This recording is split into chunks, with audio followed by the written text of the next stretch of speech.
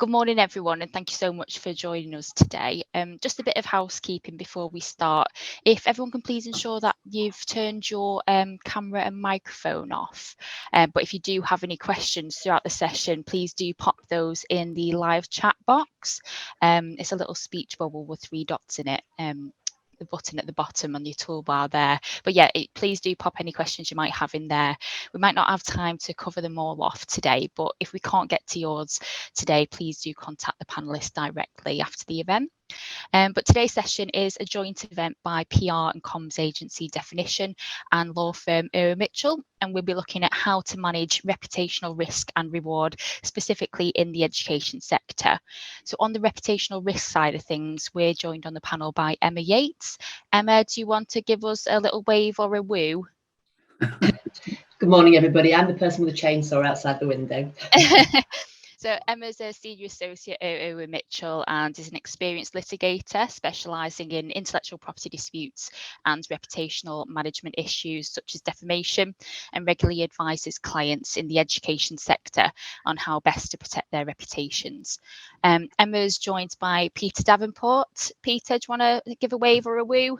I'll ignore the woo and give a wave. Peter spent 25 years as a senior journalist, first at the Daily Mail and then for a decade at the Times, covering major national and international events. Peter worked on assignments in more than 20 countries before moving into PR, where he's now a senior strategic consultant at Definition, specialising in crisis communications management.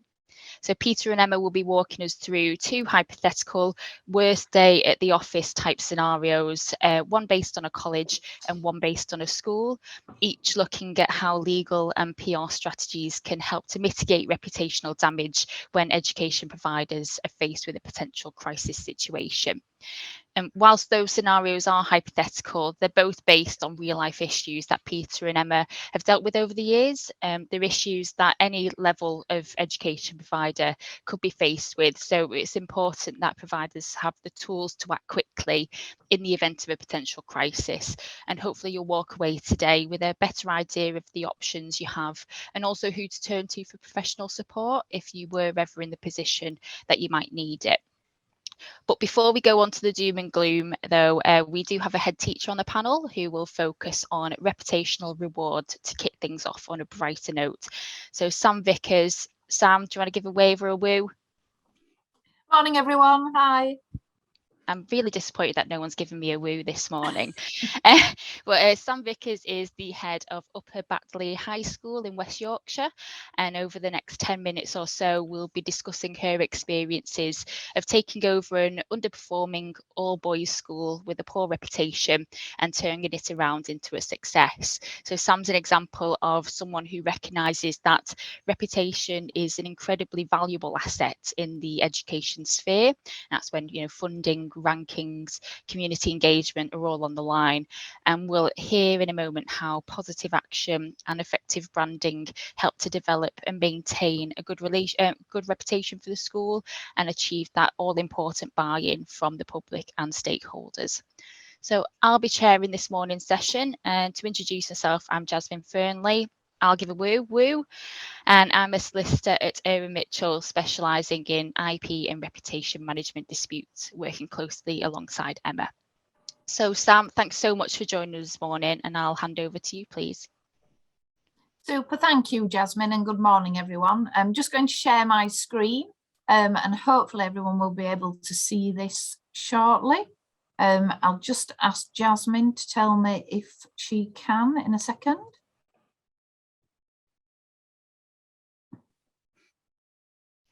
Yes, Sam, I can see that. That's lovely. Thank you, Jasmine. So being a head teacher, and we do have an interesting mix of delegates on today's meeting, but we always believe in being incredibly positive. And as Jasmine alluded to, I came to Upper Batley High School as a new head teacher, but taking over an inadequate school as graded by Ofsted. I do believe many schools have pockets of outstanding practice, even if they're graded as inadequate by the inspectorate, and it is about finding those and harnessing that potential.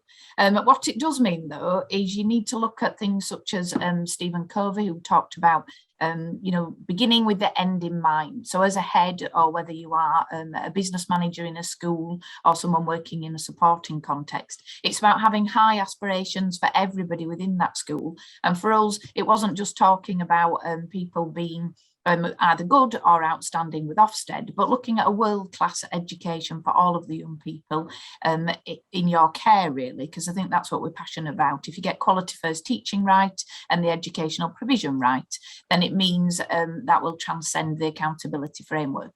But whether you like it or not, as a head, a business manager, someone who supports schools, you do have to run a school such as a business, and you must think about marketing and selling the product, because there is a lot of choice now within the education sector for parents and children. And much like when you go to look around a new house, I'm a big believer that you get a feeling for a school, and you need to get people through the door to look at your product, which for us is education. So as a school, what really mattered to us was talking about valuing every single young person in our care, regardless of their starting point or their background, and making sure they get a quality first education with high class care, guidance and support. And it's that real holistic education that really matters. But it's not easy when you are in a community where the school has low GCSE outcomes and is not the school of choice, which is where we were. We had a falling role, and for any business managers who are on the call this morning, you will know how that affects finances and financial planning moving forward, an added challenge for schools to deal with. But for us, if you have a look at this graphic, it's very much about saying we want equality in education. But if you look at the image here, equality isn't always the best in terms of every child getting exactly the same provision. As much as the young man in this image here, it's got exactly the same as everybody else, but he still can't see over the fence and he can't access the baseball game in this case, in terms of school accessing high quality education. So it's about that equity in education. And for us, that was part of a huge rebranding exercise, because if you look at the picture on the left-hand side, the reality post-COVID is some children who were already at a difficult starting point compared to their peers have ended up even further behind. So it's our job as educators to try and get equity in education so that children can end up being liberated, and then the sky is really the limit and raising their aspirations as we move forward. In our school, our values mean that you work hard to believe, achieve and succeed, and that adults and children are always the very best version of themselves. There's no mediocrity and a no excuses culture. That's really important to have those high aspirations. Our approach as a staff team has been about a clarity of message, communicating effectively and being consistent in our message. And we worked with a marketing company who were linked to the definition group, that was Words and Pictures, who were excellent in working with our team, and I genuinely mean working with staff and children there to help rebrand our school, rename our school, paint everywhere, because you never get a second chance to make a first impression, and the building does matter as a tool for learning. So where we were back in 2014 was here, and we were Ofsted inadequate. We had a £600,000 deficit budget, a falling role. We could have had capacity for just short of 750 children, but we only had 482 on roll there. And parents did not choose us locally.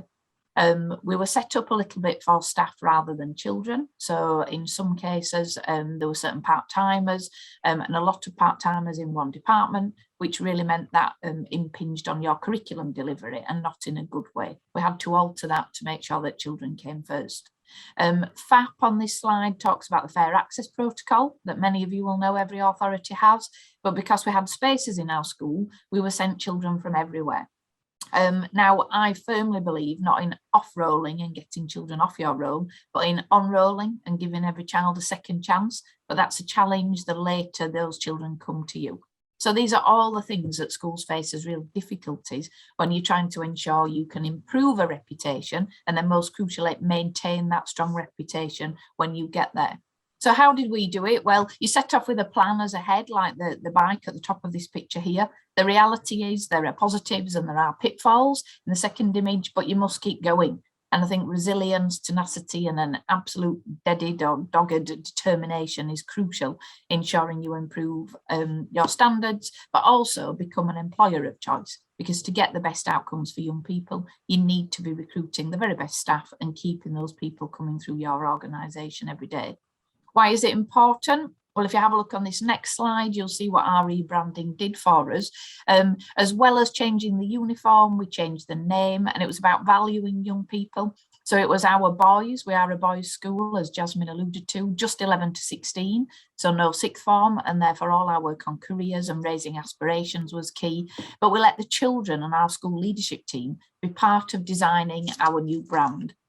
What name did they think was the most fitting for the school? They're wearing the uniform. What uniform did they want to wear and why? They'd be much more proud if they're part of that discussion and in the planning for that new uniform.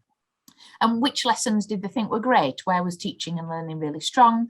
And in which areas could we improve teaching and learning?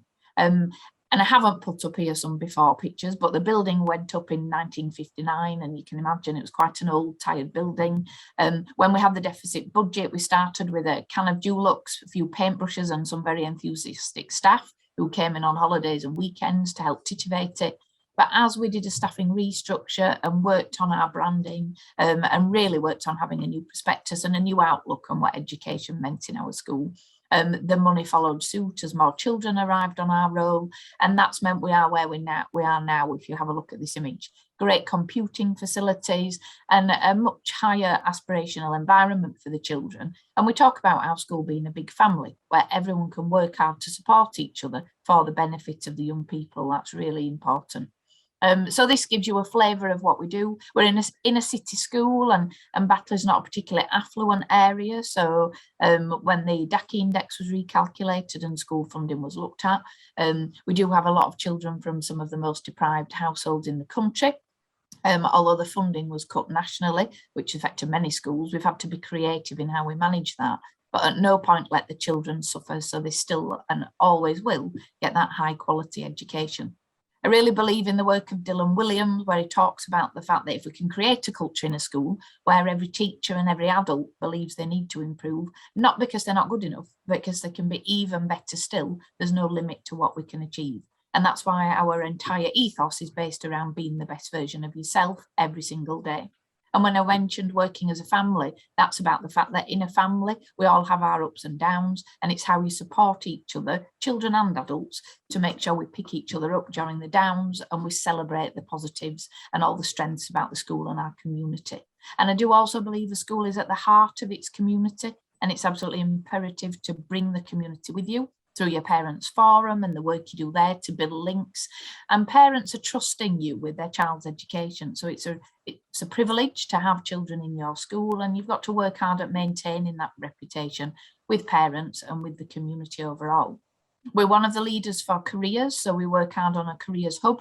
Initially, there were only 20 of such careers hubs around the UK, but that gave us great links with industry, again, to raise aspirations and children to see the 5 years they're with us as a journey, and a journey for them to really secure that successful education and career when they leave us age 16. So the action we took was to work with the industry standard marketing company. I'll be honest, they were not the cheapest, but we feel that they were the best because they worked with us at every stage to really find out about us, what we wanted and what we needed. There was that total rebrand, both of how we present ourselves in terms of a website, an app, a prospectus, a school magazine, and then everything inside as well. Painting, new facilities, new resources, as I've mentioned. And as we go along, every single year we invest what we can to upgrade another little bit of the school. And now we feel we're really state of the art compared to many schools that were built at the same time as us. And one of the luxuries of an older building is we have an awful lot of space. Anyone who has a new building knows you're a bit hostage to BB98. We can use that space very creatively, again, to raise aspirations and teach in different ways. We have a barnyard and a forest school, and unusually for a genuine community school, extracurricular activities that are about building cultural capital to raise those aspirations with things such as archery and croquet, and not just the traditional sports and activities you would see in a school. I think what's absolutely essential is you never move away from that vision that you have as a leader in a school. So you value every child regardless of the difficulties they may face. And we use the McKinsey model, which is the McKinsey 7 that some of you may have seen from industry, but making sure you're always looking at your strategy, your structure, your system in place. Do they have the right skill set? What's your style? That's where the branding is essential. and always referring back to those shared values.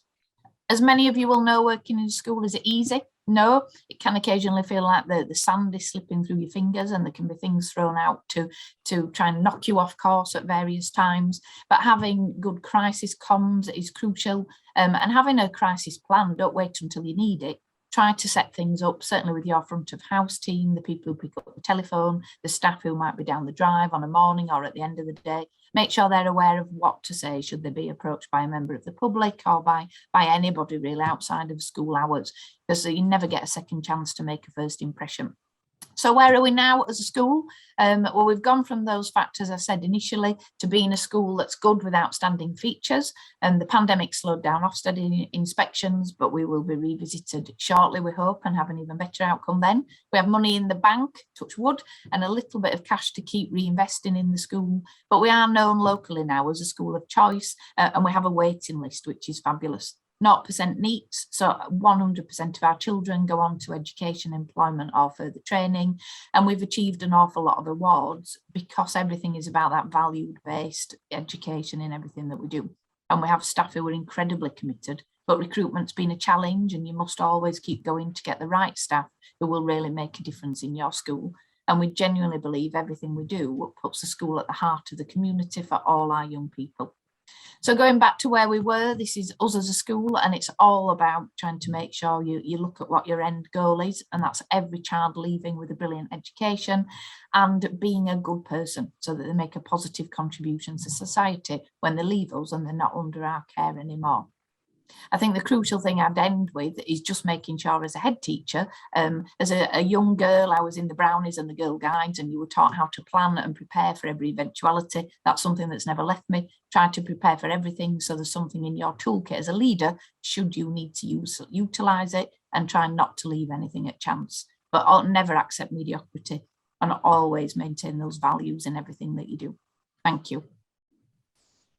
Amazing. That was brilliant. Thanks so much for that, Sam. I think the most interesting thing for me as an IP solicitor is the importance you placed on branding and the change that you can affect with a rebrand. It's not just a new logo. We all know that. It's who you are, what you stand for, and how you're perceived by the public and your stakeholders. So I'm sure there's a lot that we can all learn from your experiences. So thanks so much for sharing again.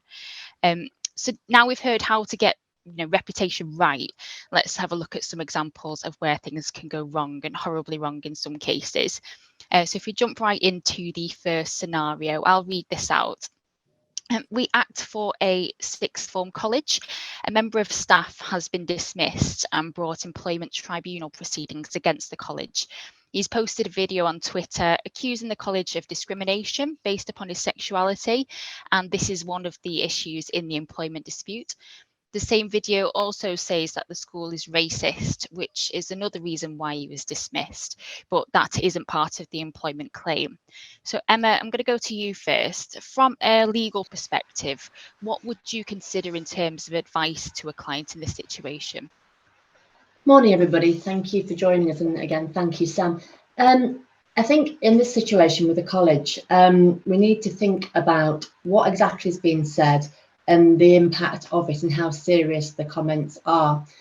We always, and from a legal point of view, start thinking about, well, we've got defamation issues, do we have breach of confidence issues?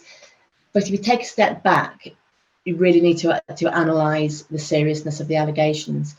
And these are serious allegations. So we also need to chat to our client about the appetite that the client has as to what it actually wants to do. Some colleges, some schools have an appetite for really wanting to try and put the lid on these sorts of comments, and they do want to send cease and desist letters. There can always be reasons as to, or there are always reasons as to why, and that normally is because stakeholders within the college or within the school are upset. So teachers are upset, parents are upset, pupils are upset. So the school or the college doesn't want to be seen to be doing nothing. If we look at this, well, we've got issues of being sacked due to sexuality. Well, that's part of an employment tribunal claim. So we also need to look at, when we're talking about defamation, would there be any defences to a defamation claim? Well, potentially, if that's part of a tribunal claim, that the tribunal may find in the teacher's favour. So we might want to leave that one alone, because there is something there that the teacher would be able to put in terms of a defence. Whether it work or not, we don't know yet, so we don't have that information.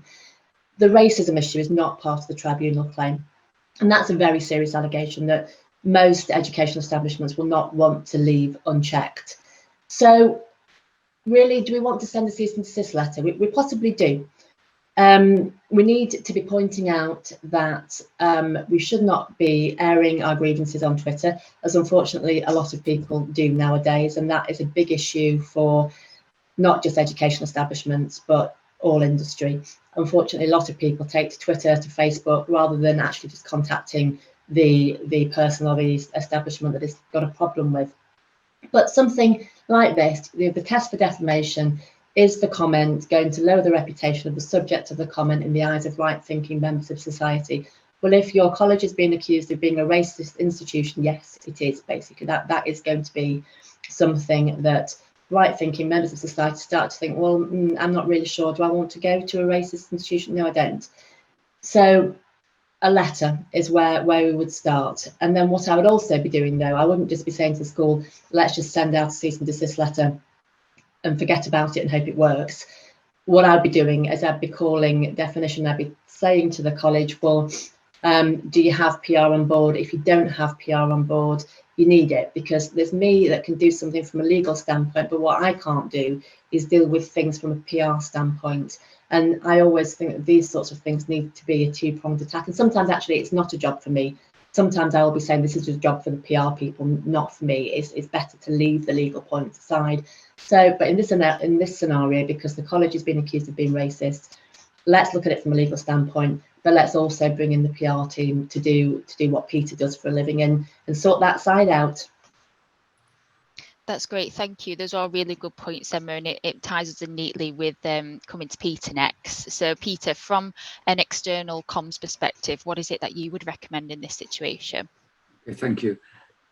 There's one of two reactions which are common in this kind of situation.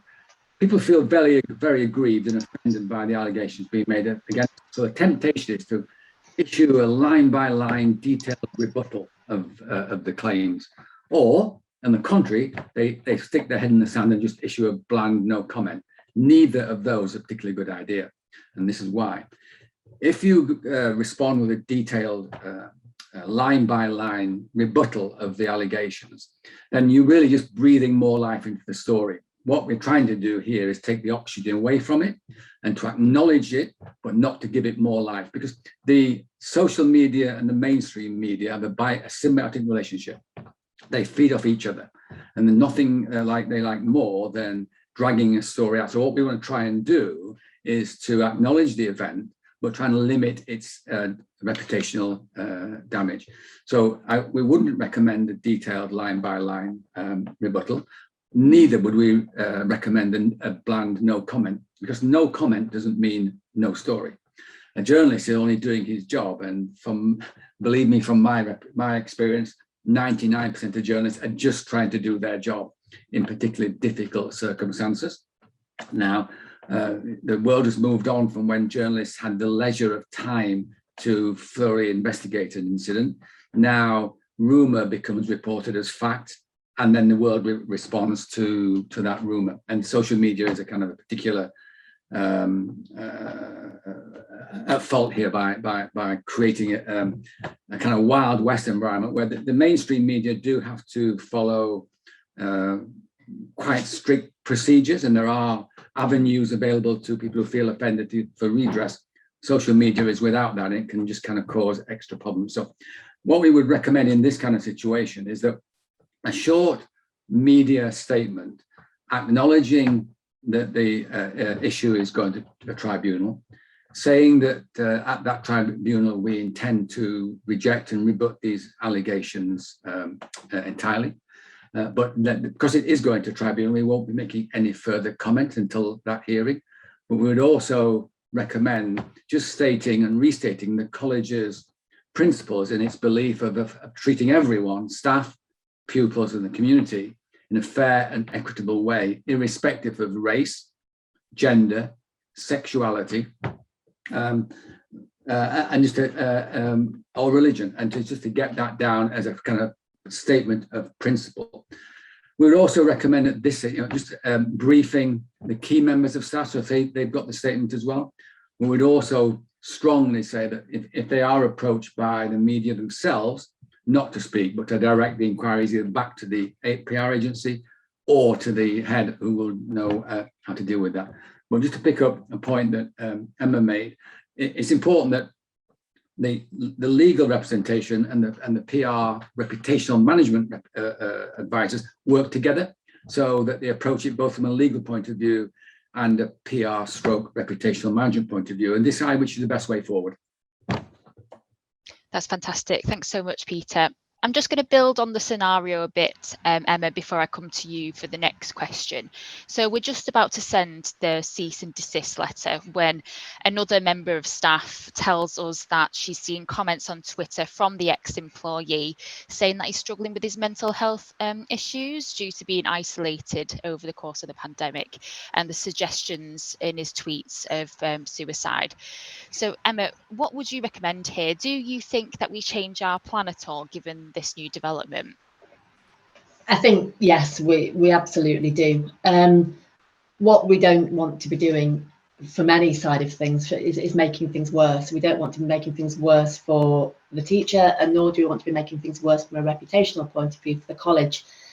It's difficult, and this kind of thing does raise its head quite regularly, because you do find if you have a disgruntled ex-member of staff that there can be underlying issues there, and when people do take to Twitter and social media, you can sometimes see from the content that there are issues there that you need to be very aware of and very careful of. Yes, we would change our plan. I don't necessarily think the plan would be from a legal point of view. Again, I'm only dealing with the legal do nothing, because again, we can't have those sorts of comments continuing to be made unchecked. We need to see how much traction the Twitter video was getting. But I think what we would probably do, we would change the tone of the letter quite significantly. We would still want to be writing to him to say, look, you can't be making these sorts of comments in a public forum. If you do have things that you want to say to us as a college, then you contact us and we discuss it. We've got an ongoing tribunal claim. There are avenues and channels there that you can take if you want to, but Twitter is not the right place for these sorts of comments. It might even be that we would ghostwrite it and the college would send the letter, perhaps from somebody that the teacher had a relationship within the college. But I don't think it's, again, where we do nothing, because being accused of being a racist institution is not something that wants to be left unchecked. But we really tone it down. A lot of clients as well ask, can we just go directly to Twitter or to Facebook or whatever and just get the video removed? We can certainly try. Whether it works or not, really, how long's a piece of string? It depends upon whoever's looking at it from Twitter or Facebook's angle on what day of the week, because you can never get any form of reliable interaction. You have to go through a tick box exercise, as probably a lot of you will know. Sometimes the person at the other end will say, if you're a getter person, we'll remove it. YouTube's not too bad for removing things. Twitter, I've managed it every now and then. Facebook, don't even bother. It's just an absolute nightmare. You'll be wasting a lot of time, and if you employ lawyers to do it, then also money. But yes, I think we probably would still be approaching the member of staff, but in a very, very sensitive manner, because we don't want to make things worse for him, and we don't want to make things worse from a reputational standpoint for the college. That's great. Thank you, Emma. Peter, do you agree with that? I do, Jasmine. I think whenever you're dealing with these kind of issues, you've got to have that at the back of your mind, that there may be underlying issues behind the complainant. So every messaging that we would use would be very measured. It would be proportionate and in kind of calming language, not trying to inflame a difficult situation. But I do agree with Emma on these kind of allegations. You can't just not respond to them, because they will lie around. I think the thing to do is to respond in a short, brief, pointed statement, as I've explained earlier, but making the point that you will not be adding to those comments, and leave that there, whether you post it on your social channels or have it ready for the media should they respond, and not get drawn into debating the issue either on social media or in the mainstream media. And it's important to remember that the news cycle is very short these days. today's news in the old language is tomorrow's chip paper. It moves on. To the big story today will have been replaced by something else tomorrow. We are living at the moment in a time almost of perpetual crisis on global issues. So whilst you may feel at any particular time that the focus is on you, then the world does move on. And if you can avoid giving extra oxygen to an issue once you've acknowledged it and dealt with it, then it will go away. And I think that's the important thing to remember. That it may be the biggest thing you're dealing with that day, but it's within the context of what's happening nationally, internationally as well. So I would agree with them on our actions there. But we would always take the view in any communication that we recommended that the language is measured, not inflammatory, calming, and that's really important, because you don't want to be seen to be inflaming a situation or making somebody's personal situation more difficult as well. But what I would say here is, this is really important, that if the only thing the public hear about the school is this one issue, then they have no context in which to judge it. So it's really important that a school or a college or an education establishment regularly communicates its successes and its good news stories. So when things do go wrong, people can assess it within a context. Thanks both for your suggestions so far. That was a really interesting point, Peter. I think that's something that we as a firm and as a reputation management practice, we obviously work with PR agencies quite often, and that's something that we do hear a lot of from the PR perspective is, you can mitigate or try to mitigate reputational damage by pushing the positive stories to the forefront to try and drown that out a little bit. So that's certainly a point and a tip that I've got from you guys in the past.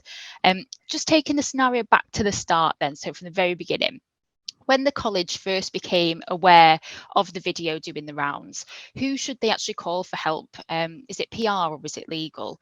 And is there anything that education providers can actually do to ensure that they're not wasting precious time running around wondering what it is, what to do when they are faced with a potential crisis situation like this? Emma, I'll jump to you first for that. I think, yes, there is something that should be done, and I think probably Peter can flesh it out, but having a crisis plan and knowing who to call. I think one thing that I've learned from Peter and Peter's colleagues at Definition is that crisis plans are absolutely crucial, and Sam mentioned this as well. What you don't want to be doing when you've got a really big problem on your hands is thinking, who's my PR team, who's my lawyer? You don't want to be, other lawyers that deal with commercial disputes or commercial transactional work are brilliant for what they do for their sphere of work, but you need people that actually understand about the reputational side of things, and you need PR people that really do understand what to do in a crisis. So what you need to be able to do is pull out your crisis plan with the name of your PR people, the name of your lawyers, call either one of them. In my view, Peter might disagree with me, he might say call him, but call either one of them, and hopefully there'll be a whole team of people there and everybody knows then what to do. Peter, you can probably say more than I can about a crisis plan because that's your area, but would you agree where that's concerned? It is. I think it's the problem arises when your event happens and you're unprepared. I have a definition of a crisis which I've kind of learned through experience over the years, and it's simple as this: it's a crisis is an unexpected event or happening which threatens the reputational, operational or financial viability of an organization. Other things are just day-to-day problems. If it's that serious, so I think it sounds maybe over ambitious, but it's critical that if you have a crisis plan, if something goes wrong, you know who to call, who has responsibility, what the roles and responsibilities are, so you're able to react quickly in a measured and informed way. And I think that's we do a lot of this work for clients, both in the public and the private sector, preparing a crisis plan. You cannot predict exactly what that crisis will be or when it will occur. And most likely it will be something you haven't thought about, and at the time is the most inconvenient. That's just what a crisis is. But but there are fundamental ways of dealing with a crisis, and you can plan for that. So there is a structure which should be rehearsed. We would recommend maybe once, twice a year, to run through that as a paper exercise, a desktop exercise. So when something happens, everybody knows what their role is, who to contact, who is allowed to speak publicly, what the cascade of information is, how you verify the information you're dealing with. What about regulators you have to apply? Who the stakeholders are need to be notified. If you've got all that down, you can then deal with the incident itself rather than thinking, who do I call? So I think that is really quite critical and sensible. That the investment you make then is an investment in the long-term reputation of the organisation. So it will always pay off. Yeah, I think that's key. And Sam, I know that you obviously alluded to the importance of having a crisis management plan as well. So I think you're our ideal client in that sense, really. I wish more education providers and more clients in general really would have that attitude towards getting in front of an issue. So thank you very much for all your suggestions. That's the end of the first scenario. We don't actually have any questions in the live chat. So just as a reminder, please do feel free to pop any questions you might have in the live chat box, and we'll take a look at those at the end of next scenario if we have time. So if we go on to our school-based scenario then, we have a school client that has an excellent reputation, and it's well known for inclusivity, which is a part of its stated ethos in its charters and prospectuses. The school is a teacher who teaches religious education, and he's been spouting anti-Semitic rhetoric during class. Some parents have taken to social media to complain, and in some instances to support his views. And the Daily Mail has actually gotten hold of the story and is threatening to report on the teachers' activities and the reactions of the parents. But at the moment, we don't know exactly what the article says, as we've not seen a copy of it. So Emma, going to you first, what can be done about this? At the moment, it's quite tricky because I'm sure there are lots of things that can be done from an employment perspective, but that isn't what we're dealing with today. So you would, if you haven't already, you would have called your employment lawyer. But from a reputational and defamation perspective, we need to think about who is my client. Well, my client is the school. And right now, I don't know what the Daily Mail is going to say. Is it going to say something that is defamatory of the school itself? We know that the teacher is saying really horrible things. It's saying horrible things that he's saying horrible things we think about the Jewish community, which again isn't about the school itself. So if we remind ourselves what a defamatory statement is, it's a comment that lowers the reputation of the subject of the comment in the eyes of right-thinking members of society. So at the moment, we need to do a lot more digging. We don't know what the Daily Mail article is going to say. Is it going to say that the school is supporting the teacher's comments? Well, if that's going to happen, we'll need to do something about it. But right now, we don't know that. What are the teachers, not the teachers, sorry, what are the parents saying? So we need to get a handle on what's out there in the social media sphere. Are they being anti-Semitic about the Jewish community as a whole, or are they tying it back to the school? I would be wanting to speak to Peter generally about comms that would need to go out to parents, to the teachers, because we need to do something.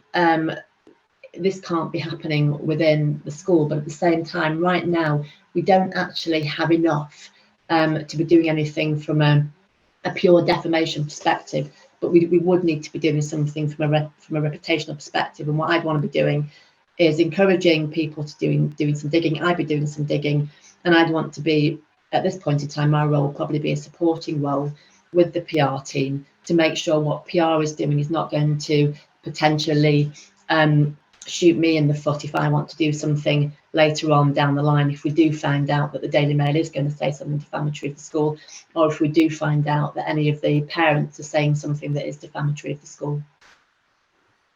Thanks for that, Emma. Just on the parents' point then, what sort of factors would play into whether or not you would actually recommend, writing a cease and desist letter to, parents or a particular parent if they were, saying something that was defamatory? This crops up a lot, and I think one of the main things I'm asked to do is to write cease and desist letters, unfortunately, to parents over all sorts of various different allegations that parents will be writing about on social media. I'd want to get a handle. A lot of the time, my clients will either know of the parents, or there'll be somebody within the school that knows of the parents. We need to think about the recipient of the letter.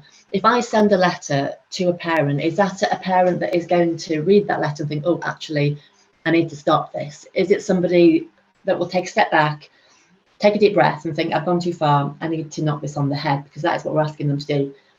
Or is this a parent that really likes, or indeed anybody, that likes the attention? If it's somebody that likes the attention and we think that it's going to make things worse, we wouldn't be writing a letter. I've actually had a situation, and luckily I did warn my client that this was likely to happen, but I have had a situation where my whole letter did turn up in the paper, all of it, excluding my name. That's the only thing that wasn't there for probably GDPR purposes, and that is not an ideal situation to have.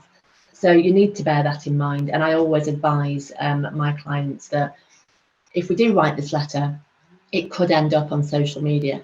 So anything that we put down on paper, especially if you're dealing with people that take to social media to air their grievances, expect it to end up on social media. So let's be absolutely clear about what we're talking about. Let's make sure we've gathered all the facts. What we cannot do is get anything wrong. That's great, thank you. I think just picking up on that point that you made, Emma, is, you know, the school or the client in most cases will know the person that we're dealing with better than a lawyer, you know, can ever. But a lawyer can also, or any individual can just look at the, you know, if it's Facebook posts or a Facebook profile in general, and if it appears that, you know, they're on a crusade, you know, they're on a mission and they're trying to wrangle support from others, then it's you know, that tips the balance really as to, is it more likely than not that a letter or reference to it is going to be posted online? So I think that is definitely something that we always bear in mind anyway. So Peter, going to you then, what would your advice be from a PR perspective? Well, I think from a PR perspective, again, it's about making sure that this incident is seen as a problem with an individual rather than an institutional problem. And that's where the main reputational damage would be if it was perceived that the organisation itself was racist, and that is to be avoided at all costs. It's worth just rolling back a moment and thinking the role of the journalist is. The journalist has got every right to investigate these kind of issues. As I said before, there is a symbiotic relationship between mainstream media and social media. So if the Daily Mail, for instance, had got hold of this story, they would approach the school. You know, they wouldn't print without making that approach to you. Sometimes people would think they could ask to see the article to respond to. That's uncommon for a newspaper to do that. They would more likely just tell you the points in the story and the questions they want answered. But I think it's also important that, you know, people within the school, these kind of issues have both an internal and an external perspective, and it's important that whatever you say internally, you say the same things externally. Because I've always operated from the simple principle that in this today age, nothing remains secret. So you may as well be, you should always be consistent in your messaging, both internally and externally. And don't forget your biggest, your most loyal ambassadors are the people in the school, the pupils and the teachers. So they're the ones who can, you know, rebut these allegations in an informal way externally. But again, I think I would go back to my original issue. First of all, you should try and take the option out of the story. If you're approached by it, don't say no comment, because we've all seen endless television police dramas where the guy who says no comment is always the guilty person. He's always the shiftiest. So people think if you say no comment, you've got something to hide. But any comment should be brief and to the point and not inflammatory. I think that one question I would be asking of the school is, have they taken action against a teacher? Is there any independent investigation going on? Has he been suspended? Like all these situations, I've dealt with crisis, you know, quite a major industrial crisis. The first thing you want to ask is, you know, what are the facts and is it true? Because, you know, there's a difference in what we recommend is if something has happened and it's true, that then becomes more an explanatory situation. about what you're going to do about it, and how you're going to tackle it, and what the outcome will be. And if it's untrue, that kind of demands a different kind of response. But I think the essential point throughout all this is that you don't want to feed the animal. You don't want to. The media love the stories to go backwards and forwards day after day with allegate, claim and counterclaim, and that's what you want to try and avoid. Thanks, Peter. Just picking up on that internal external point that you made, we've actually got a question from the audience, which I think is probably best suited for you. So recognising the importance of both dealing with the issue outside of the organisation and inside of the organisation, how much do you communicate to the internal team, and who do you use to deal with any internal fallout? Two things. I was taking the view that if you're dealing with an issue, the people who it affects, in this case a school, should never find out information from an outside source. They should never see something in a newspaper, on social media, on the radio about them or the institution, which they don't already know. So it's important that they're in the first line of those you communicate with. I think most organizations would have maybe a staff structure which cascades information down, and that would be important to bring senior members of staff into the debate. There may be trusted parent-teacher organizations you can get on side as well. So you can brief those two bodies the same on what the issue is and what your response, and they become your kind of human communicators, but they're saying the same thing, and they can take some of the heat out of the situation. Again, they need to be trusted, responsible individuals who will not get drawn into debate and discussion, but are quite confident about putting the party line over it in a confident and convincing and compelling way. Thanks, Peter. So just to build on our scenario a bit more then, the school is really keen to take legal action and to try and stop the article from coming out in the Daily Mail. And it's also keen to stop the parents from sharing certain information about the school. We now have a copy of the Daily Mail article that they're proposing to publish, and as a result the school's done some digging, and it seems that the paper is getting hold of confidential information about the school from somewhere. The teacher in question is a senior member of staff and was invited to confidential staff meetings.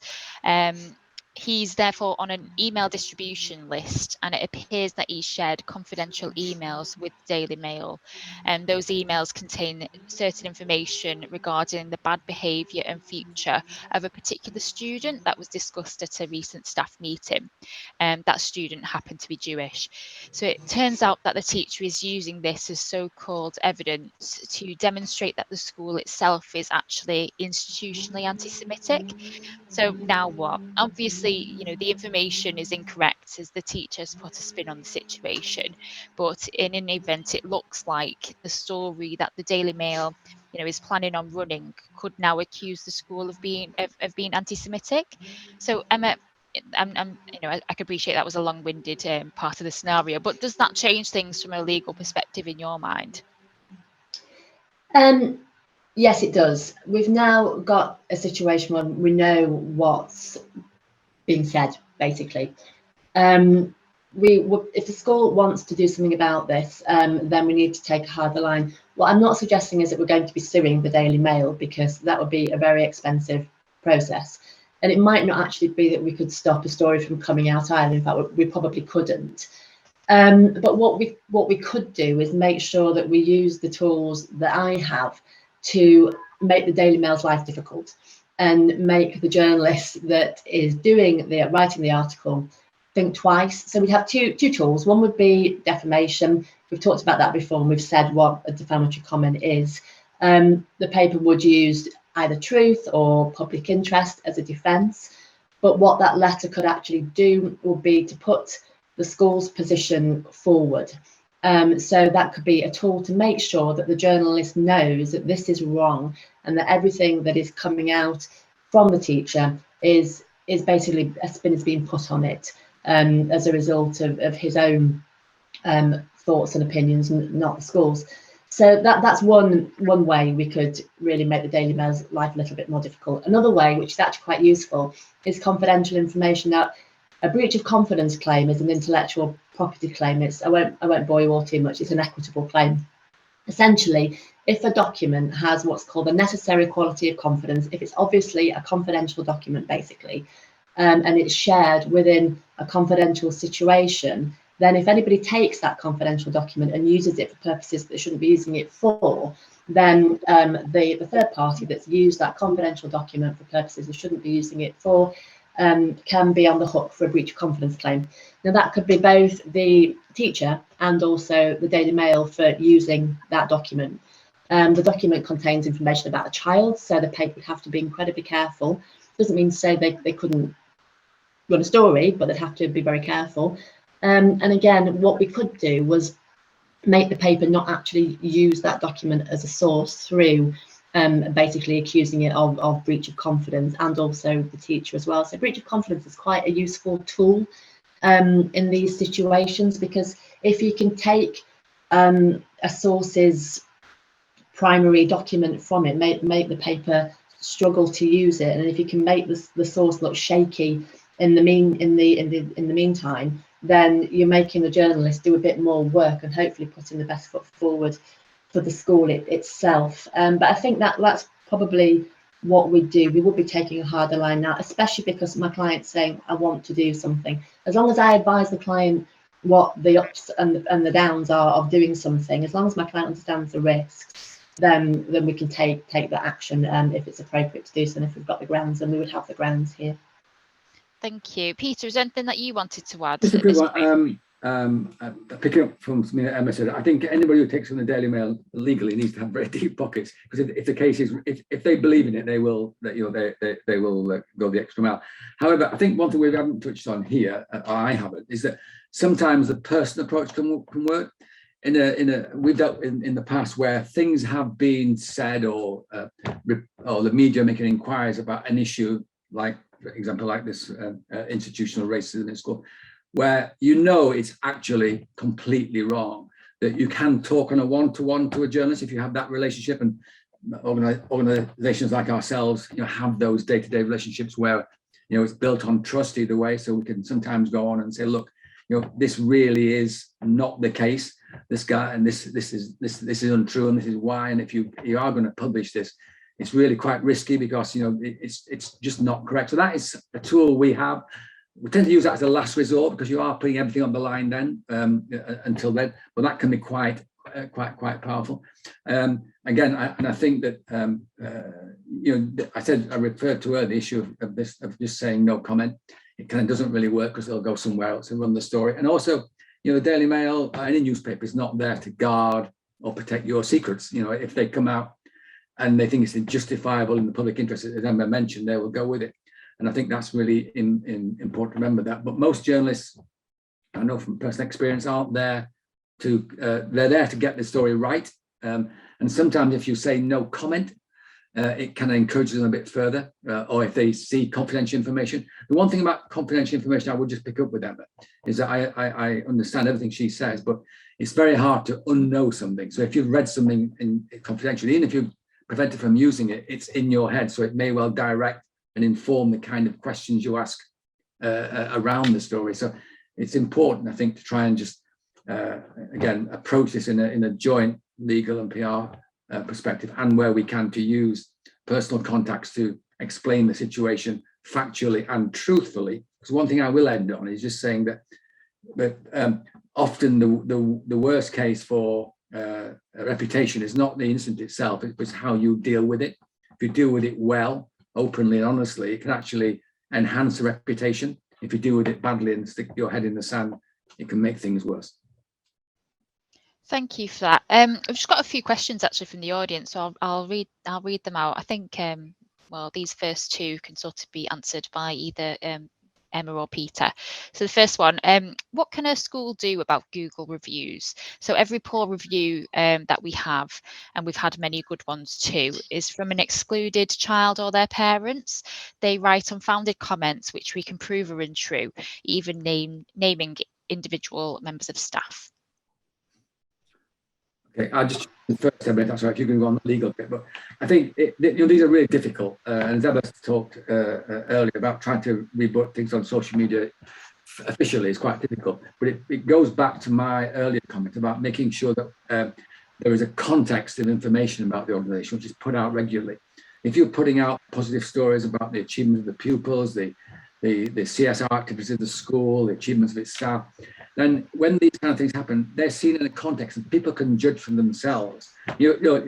Unfortunately, this education sector, like many in the public sector, these kind of issues are just they're day to day. People want to go and complain, whether for the right reason, never, or often for the wrong reason. But I think, and trying to rebut them case by case is often difficult. It is frustrating if you're on the wrong end of it and you feel aggrieved and offended. But I think if you can make sure that the positive achievements of the school or the college put out regularly, they're communicated internally regularly, so the staff know what's happening, pupils know about the good things, the channels, whether it be social media, mainstream media, your website, as long as the positive things keep going on there, then it just puts these kinds of things into a proportionate context. I think, yeah, I can only really agree with Peter. I've actually been instructed by schools and colleges and other businesses where this has happened, and it's incredibly difficult to get something removed from a Google review. You'll be spending money probably for no good reason trying. And in terms of talking to the parents or of the excluded children themselves, again, this is an issue I come across a lot. It's very difficult because normally those parents that you're dealing with are not the sorts of parents that you could really sit down with in a room and have a sensible discussion with. If they are those sorts of parents, you'd like to think they probably wouldn't be on Google in the first place. But, in the hope that they are, maybe a letter, definitely not a cease and desist letter, that really doesn't work in my experience. But a letter really saying, look, for these reasons, what you're saying isn't right about my school, my business, or whatever. That's probably as far as I would go, because even if the comments they're saying is defamatory, even if they are defamatory, it does tend to inflame the situation by writing to these parents and telling them to cease and desist, because all they see it is you're trying to stifle their right to free speech. That isn't what a defamation claim is by any stretch, but that's how they see it. So it tends to be a softly approach, and unfortunately sometimes there isn't very little that you can do, certainly from my perspective. I don't deal with GDPR or anything like that, so I understand that you might be concerned about teachers or other members of staff being named, but that isn't that I don't deal with that on a day-to-day basis. So I probably would be speaking to one of my GDPR colleagues to say, is there anything that we can do? Is there anything that would be more useful from, her name's Joanne, from Joanne's point of view, that she could bring to the party? But certainly from my point of view, I would struggle to do anything that was too aggressive, because I think that would make it worse. Great, thank you. Sam, we've actually got a question for you from the audience. Well, firstly, what an inspirational example from Sam.